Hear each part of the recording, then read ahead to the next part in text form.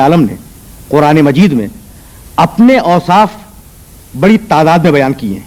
وہ غفار ہے، وہ قہار ہے، وہ جبار ہے، وہ متکبر ہے، وہ مصور ہے. صفتیں آئیں کہ اب آیت کا اختتام ہو رہا ہے. جب بھی ہدایت آئے گی پروردگار کی طرف کی ہیں.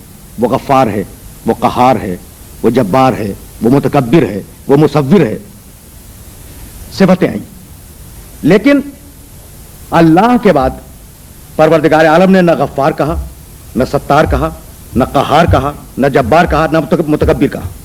لفظ اللہ کے بعد بسم اللہ الرحمن الرحیم میں جو پہلا جملہ ہے قرآن مجید کا، اللہ کے بعد رحمان اور رحیم کو رکھا. تو اگر اللہ سمجھ میں آ گیا تو یہ لفظ رحمان اور لفظ رحیم دونوں سمجھ میں آ جائیں گے. اللہ کیا ہے؟ دیکھیے، خدا رازق ہے. تو جب آپ یہ فرماتے ہیں کہ خدا رازق ہے تو آپ کے ذہن میں فقط ایک صفت رزق ہوتی ہے. اس میں یہ نہیں ہے کہ خدا خالق بھی ہے، فقط رازق ہے. جب آپ نے کہا خدا خالق ہے تو فقط صفت خالقیت سامنے ہے، اب صفت رزق سامنے نہیں ہے. خدا قہار ہے، قہار قہر کرنے والا، تو ایک صفت آپ کے سامنے ہے. خدا رحمان بھی ہے، یہ قہاریت میں شامل نہیں ہے.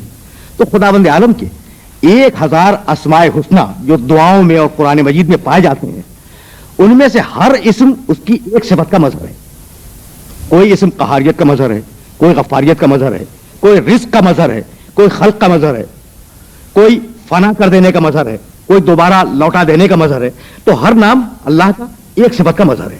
اب اگر ان سارے اوصاف کو اور سارے صفات کو ایک لفظ میں کہنا چاہیں تو بہت مشکل ہو جائے گا نا.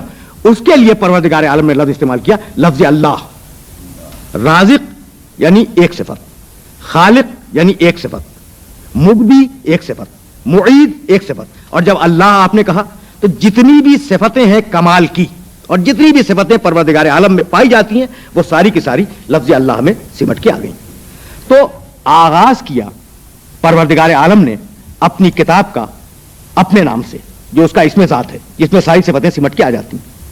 اور اب اپنے نام کے فوراً بعد اس نے یہ نہیں کہا کہ یہ وہ اللہ ہے جو غفار ہے، جو قہار ہے، جو ستار ہے، جو متکبر ہے، جو غفور ہے. نہیں، اللہ کے فوراً بعد 2 صفتیں دی، یہ رحمان ہے، یہ رحیم ہے.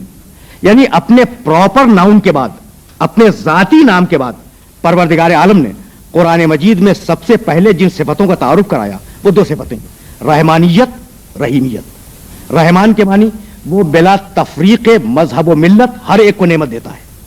یہ رحمان کا مفہوم ہے. وہ نہیں دیکھتا کہ فرعون ہے یا موسیٰ، وہ دونوں کو رزق دیتا ہے، دونوں کو نعمتیں دے رہا ہے. اور رحیم کے معنی انسان کے کمال کو اور انسان کی حیثیت کو اور انسان کے استحقاق کو دیکھ کر نعمتیں دینے والا. تو دنیا میں وہ حضرت موسیٰ علیہ السلام کو بھی رزق دیتا ہے، فرعون کو بھی رزق دیتا ہے، نمرود کی بھی پرورش کرتا ہے، حضرت ابراہیم علیہ السلام کی بھی پرورش کرتا ہے. یہ ہے رحمانیت. قیامت میں وہ ان لوگوں کو نعمتیں عطا کرے گا جو اس کی راہ کمال پر چلتے ہوئے کامیاب ہوئے. اس کا نام ہے رحیم. رحیم جو استحقاق کو دیکھ کے نعمت دے، رحمان جو بلا استحقاق اور بلا تفریق مذہب و ملت نعمت کو عطا کرے.